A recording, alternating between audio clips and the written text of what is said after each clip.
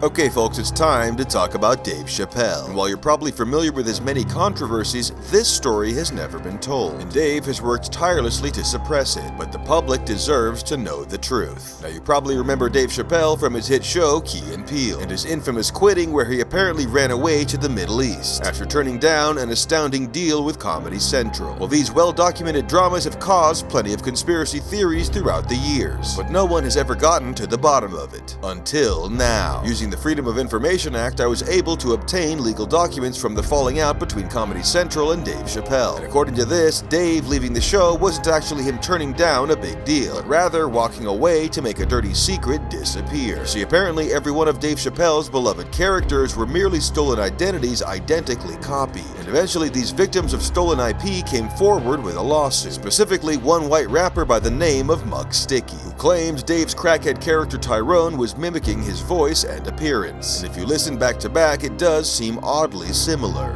She's fiending for the meat inside her little thingy thing. This hot chick is all up on my dang-a-lang, giving me the eye while we dance and sing. It is truly an honor and a privilege for me to be here at Pinehurst School. And then I found this old footage of Dave Chappelle actually meeting Muck Sticky. I just walked 4 steps and found some interesting people.